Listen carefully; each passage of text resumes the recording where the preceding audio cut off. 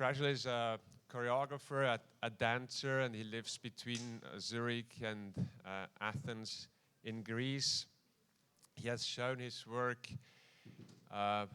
almost all over the world, in theaters, in museums, as the Museum of Modern Art in New York, or the Barbican in London, or Kunsthalle Zurich, and also in festivals, and more recently in July in Avignon, where he presented his newest piece, The Romeo.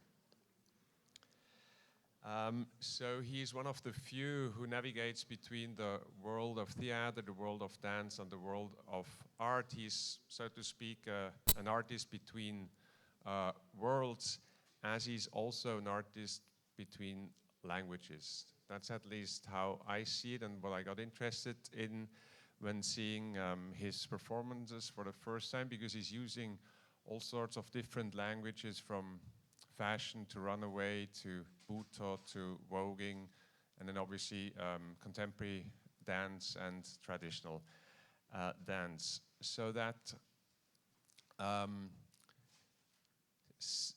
that being in between languages is something I'm very interested in, also because language, as you all know, is the one important thing that helps us to communicate and to get to understand the world.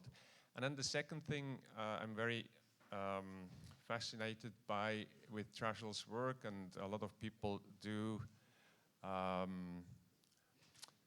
talk about, is the way you, when you go see his presentations, his dances, his choreographies, his performances, it's the way how you feel, how you're part of it.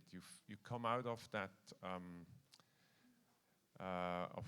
evening, and you have the impression that you have been part, not just a spectator, as you're here now, or we are here now, but you feel involved with what's going on in his pieces. And I think those two things I wanted to talk about with Trajal. Probably we cannot answer the question, but to what degree does language and this, to what degree is language, the use of languages, and this idea of being together, of being involved, how do they relate to each other? So maybe you could start with telling us how you started. You told me in the end of the 90s that dance was mostly about words, discourse, theories, and you tried to bring dance back into dance, so to speak. Or, so you had a few, okay, maybe you say something about that. Well, I think I was, you mean there was the conceptual dance movement at the time when I came into dance, and I was very much a part of this, actually, but I didn't know how to break out. I knew we had to break out of conceptualism somehow, and I didn't really know how to do that. So I was doing my experiments in minimalism, and I think I told you this story that I went to my first live fashion show, and that was before. Now you can see the fashion shows on YouTube. You go there, but at the time it was very hard to see a fashion show. It was not easily accessible, and I went to my first fashion show, and I was just blown away by the theater of it, and I thought it was so much more interesting as a theatrical event than what I was seeing in the theater, because I didn't like most of the stuff I was seeing in the theater. And then I went to my first, which became a big part of my research for 10 years, I went to my first voguing ball, and I again was just overflowing with thoughts, and I couldn't really put myself back together again after I saw these two events. And I had, funny enough, I had an engagement to do a performance at Judson Church, and this was the ironic thing. And I decided that I would make a fuck you piece, because I thought no one understood what I was talking about anyway, and I felt that I was really outside of what everyone was doing, because at the time I was in New York, everyone was doing late Trisha Brown and Cunningham, and it was very, very, very academic and very physical, but also very anatomical. And I was doing these little minimalist experiments, and I was trying to figure out, you know, how to, I understood there was conceptualism going on in Europe and blah, blah, blah, blah, blah. And so I had gone to this voguing ball, and I decided, but what if I made voguing minimalist? And I thought, I don't know, it was just like that. It was just an idea. And so I made this little dance, 3 minutes, was just walking, posing, and gazing. So I would walk a bit, and I would pose, and I'd look, and then I'd turn in another direction. I'd walk, pose, gaze. That's all it was to a song by Yaz called Ode to Boy. And I did it that night at Judson Church, and the whole room started screaming in applause. And I didn't know what to make of this moment, so I just left because I didn't know anyone. I just left. I got my stuff and I left. And but I knew I had hit something, and I think that I think it was a very interesting moment, because I think that it goes back to what you were talking about this idea of togetherness. I think for a long time I thought the issue was that the applause, because I didn't expect to be well received, you know? And so that really shocked me. But I think the thing that really lingered with me was that I didn't know anyone, and that I just left. And it was like I had this whole feeling, and I think there's something about that I keep trying to, you know, I say I will never hear applause like that again, but I think I will never leave the scene like that again either. And I think that's what you see a lot in my performances when I think about it, is that I want so badly to be in contact with the people I'm in front of. I want so badly to expand the time I'm with them, as if you know, I feel like, and especially as I get older, I realize there's so much less of it in front of me than behind me, that I try very hard to make it as caring and as many possibilities as possible that I can think of. And I'm always trying to rethink that. How do I actually, who's in the room, and how do I be in the room with the people? And I think that, you know, if you know my work also, the bow is very important. And most people think of the bow as the time when people tell you how good you were. And I think of it as the goodbye. I think of it as this time when we have to say goodbye. And for me, it's a sad moment always when I have to do the bow. And so it's a lot about I think that moment was quite, it was something which really touched me deeply, that I had to leave that night after this breakthrough, but I didn't know anyone in the room. And so maybe other examples of that, say goodbye. If you go see projects by Trajal, sometimes at the end he would stand outside at the door and shake the hand of every person leaving the space. So to a certain degree he breaks the fourth wall at the end of the theater, at the end of the presentation, by coming towards you. There's another piece where Dancer of the Year is a very funny thing that happens to you as a spectator. At a certain moment, he gives the kiss. He does this to everyone in the room. So it's like 80 people in the room, and he just gives. And you wait. You're sitting there, and you wait until he will give you the kiss. So it's a very funny moment, because you're all of a sudden you're part. You don't have to participate. You're just drawn. You're sucked into the piece by this gesture. And that's a really cheesy gesture. I mean, it's so cheesy. When you say it, it sounds really cheesy and horrible. Like, but it's true that I have to tell you, I never can believe that I do it. I'm like, how dare you do this? It's so cheesy. But actually,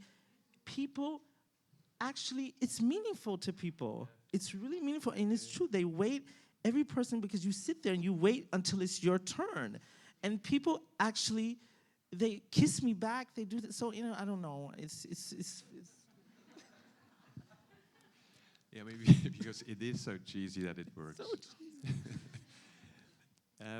But so and then maybe let's go to the next step of language that you started to go into, which is Buto. What was your interest towards that type of language, which is very different from voguing, from runaway, and also from probably contemporary dance? Well, I mean, I had spent 10 years on this research between early postmodern dance and the voguing dance tradition, and I really felt I had to change my work. I knew it would always be with me. It would be a part of my work, but I wanted to change periods. And I was thinking actually about I thought, okay, well, I'll think about the fashion spectacle. How can I change according to the fashion spectacle? And in some research, I came upon the 1983 when Comme des Garçons and Yohji Yamamoto had come to the Paris fashion shows, and it was a big moment where people started to talk about there was a big change. And so I got a grant to go to Japan. And I wanted to ask, because the way they spoke about it was this post-Hiroshima aesthetic, kind of androgynous, this kind of nuclear bomb that went off, this kind of very dark aesthetic. And it was the same way they talked about Buto dance, but it was different generations. Buto was in the 50s, and Rei Kawakubo and Yohji Yamamoto were coming up in the 60s. And I got a grant to go ask... I wanted Grant to go to Japan, and my idea was I wanted to find Rei Kawakubo and ask her if she was influenced by Buto. I want to play this game. You know this game, 7 Degrees of Separation, where everyone in the world is divided by 7 people? And that was my research. I want to go to Japan and meet people and say, okay, I want to ask Rei Kawakubo, but the idea was really not to meet Rei Kawakubo. The idea was to have these conversations with people. But what I did not understand is that everyone would take it very seriously, and they really tried to help me meet Rei Kawakubo. And the guy who was my translator said to me, but don't you want to go to the archives of Hijikata? And I said, no, I don't want to go to the archive, to a very traditional way of looking at history. I want to play this game of 7 Degrees of Separation. So one day he asked me again, don't you want to go to the archives of Hijikata? I said, no, I'm really into this non-traditional way of doing of historical research. And then one day, again, he knew I didn't have anything to do after my meeting. He asked me again, wouldn't you like to go to the archives of Hijikata? And I realized, it dawned on me that I was being incredibly rude, that they had paid for me to come to Japan, and I was refusing to go to the archive of the founder of Buto, although I was professing to want to know about Buto. So I said, okay, I will go. And I went to the archive, and I put in the CD-ROM. It was a CD-ROM of Hijikata's work, because Hijikata's work there's not a lot of it, and it's in this archive at Keio University in Tokyo. And I happened to put in his last piece, and again, I had this moment where I just couldn't put the world back together again. I was like Humpty Dumpty falling off the wall. I just thought his work was so amazing. I had never seen anything like it aesthetically. And I would advise anyone, if you have a chance to see Hijikata's work, because it did not come to the West. The Buto that we saw came to the West was mostly Kazuo Ono and people who danced with Hijikata, but Hijikata never left Japan. A little tiny piece came to the Louvre, a little excerpt of something by Yoko Ashikawa, who was his main dancer. She did a little piece at the Louvre, but his work did not come to the West, so we didn't see it. And you have to, and a lot of it is not documented, so there are a few things on video at this archive. So that was kind of it. Once I saw that, I just knew I had to go into it deeply, and I felt it was the perfect thing, because a lot of, let's say, the voguing dance tradition and looking at the world of fashion, for me, is not about luxury and stereotypical ideals of beauty. For many people, it is. That's the way they look at fashion. And so I felt it was important to find another tension, and since Buto tends to be a lot about decay and death, fragility, weaknesses, sickness, it was a good foil to this, to push my work into, to have another kind of layer that went against the same assumptions, let's say. And now you, in July, as I said, you had this presentation in Avignon at la Cour d'Honneur, and he showed the Romeo, and I encourage you to go online of, what's the name, Festival d'Avignon? Festival d'Avignon. Yeah, Festival There's stuff d'Avignon. online. There's stuff online. Yeah, yeah, there is. So there is this public discussion with Trajal and 6 of his dancers, and it's a very interesting conversation because the public is commenting or expressing their critique or observations towards the piece. And it's one of the few documents you can access online on Trajal because there's not much on YouTube. He refuses that his pieces are filmed and then shown online because I suppose that togetherness means being together in a space and see a presentation together and not alone in front of your screen. But anyway, so go see this. But can you say a last thing about the Romeo, because it's somehow, as you told me, it's one other chapter or one move or step further into something else. Yeah. Well, I you know, when I got this Cour d'Honneur, it was a big. It's in the theater world. It's the biggest thing you can get in the theater world. They think of it as the most prestigious stage in theater, and I wasn't really expecting it, and it was a big surprise for me. And I thought, well, what do? You either do what you do. You do your tricks, or you try to push yourself. And I tried to push myself, and so I decided that I would try to make a dance that was a mythical dance that people could feel somehow belonged to them.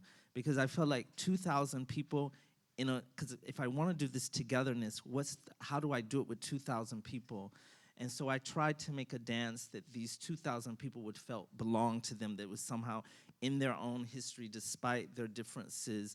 It's it wasn't so much a utopian idea because I'm not trying to say that the dance is universal at all. We each kind of have to build our own myth and imaginary scenario around it. For some people, maybe the dance came through their town. Maybe for some people, they read about it in a book. Who knows? Maybe, and it's called the Romeo, so perhaps it had something to do with Rome, ancient Rome. Perhaps it had something to do with Shakespeare's character. So it really is about the public imagination, the collective imagination, but there's not one imagination for it. And so it was a really difficult task that almost killed me, I would say, to do. I'm still here, though, I'm alive.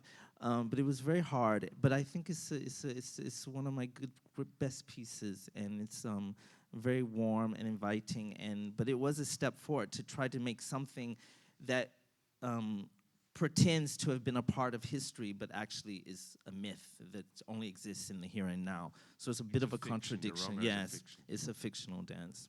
But it actually exists on the stage as itself, but the idea that it is traveled through history is a fiction, and we try in the dance to trace this kind of historical lineage through different times in history. Thank you. I unfortunately, I haven't seen the Avignon version, but what you also can see on this documentation of the conversation is how people like it but do not understand it, all of it, or say that they find it enigmatic. And that's certainly one thing about language in general. Language helps to, it helps us to understand each other, but it also creates misunderstanding or non-understanding, and I think this is equally important. We had, with Simone, we had poetry.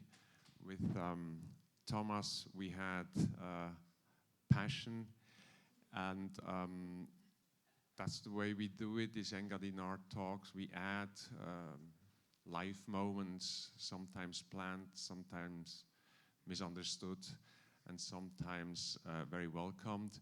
And we would like to finish this talk, and thank you, Trajal, for agreeing to do so, with a little performance by Trajal Harrell, so we get to see some dance now. Thank you very much, and applause to Trajal.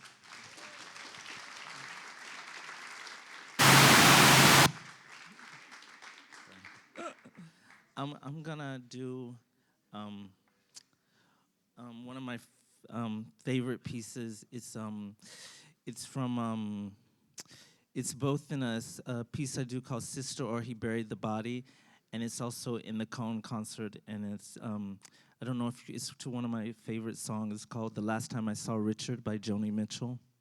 So I'm gonna try it. Let's see how it goes.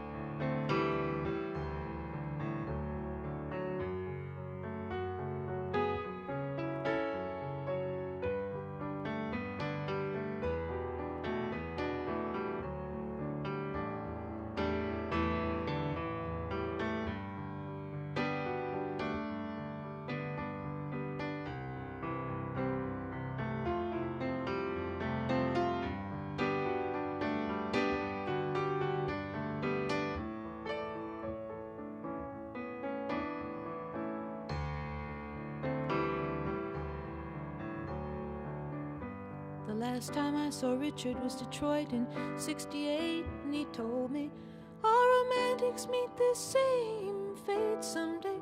Cynical and drunk and boring someone in some dark cafe. You laugh, he said, you think you're immune. Go look at your eyes, they're full of moon. You like roses and kisses and pretty men to tell you all those pretty lies, pretty lies. When you're gonna realize they're only pretty lies, only pretty lies, just pretty lies.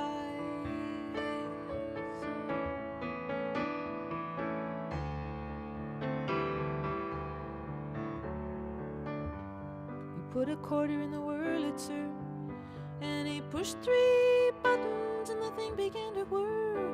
And a barmaid came by in fishnet stockings and a bow tie, and she said, drink up now, it's getting on time to close. Richard, you haven't really changed, I said. It's just that now you're romanticizing some pain that's in your head. You got tombs in your eyes, but the songs you punched are dreaming. Listen, they sing a love so sweet, love so sweet. When you're gonna get yourself back on your feet, oh, love can be so sweet, love so sweet.